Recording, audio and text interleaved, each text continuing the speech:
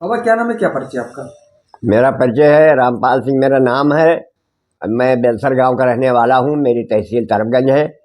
और लल्ला भैया जो अब स्वर्गीय हैं, मैं उनका सगा मामा हूं।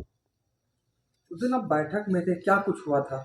हाँ, उस दिन जो मैं बैठक में था, बड़ी मतलब हृदय में लगने वाली इतनी बड़ी चोट हमको पहुंची कि हमारी सगी भांजी जो शैला बिटिया बोलती हैं, जिसको मैंने हगाया सोचाया और जिसको मैंने पढ़ाया लिखाया, अपने घर में रखा, हमारे यहाँ सारी पढ़ाई उनकी हुई। और उन्होंने हमको बोला कि मामा साला यहाँ क्या करने आया है, मामा साले की क्या ज़रूरत है। ये हमको इतनी लगी उस दिन, हमको सारी रात नींद नहीं आई।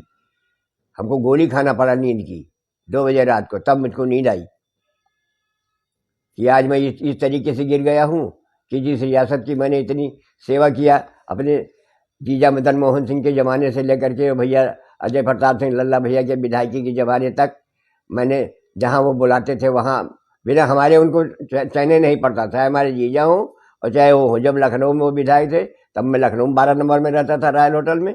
और उसके बाद जब यहाँ विधायक हुए, यहाँ बुलाते थे हमको, महीना महीना 2-2 महीना आने ही नहीं देते थे। अब आज मैं इतना गिर गया, वही बिटिया जिसको मैंने पाला पोसा, और वो हमको साला कहती है, और हमारी सगी बहन की बेटी है वो। कितनी दुख की बात है ये।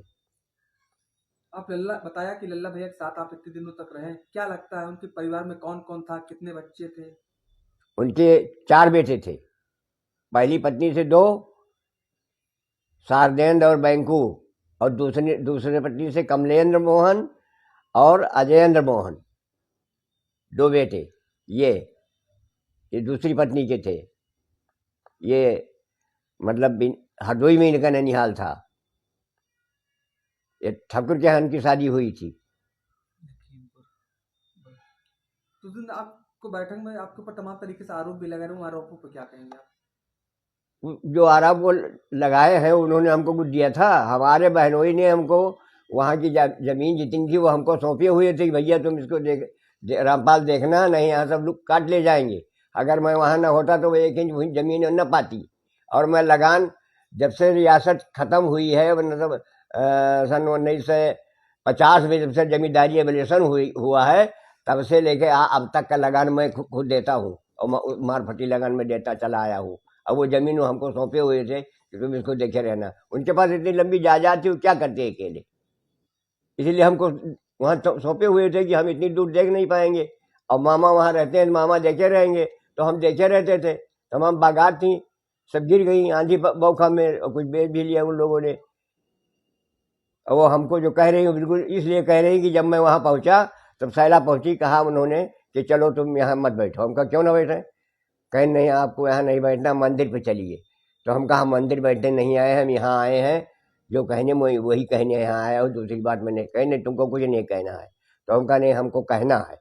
तो उन्होंने कहा अभी मैं पुलिस बुलाऊंगी। तो हम कहा अब तुम पुलिस बुला लो तभी मैं जाऊँगा, नहीं जाऊँगा, पुलिस बुला लो। जब पुलिस हमको हटाएगी पकड़ के, हाथ बाहर कर देगी, तो हम चले जाएंगे। और उसके बाद पंचायत हुई, जब कुछ पंचायत तय हुआ तो हम भाई बाहर चले गए।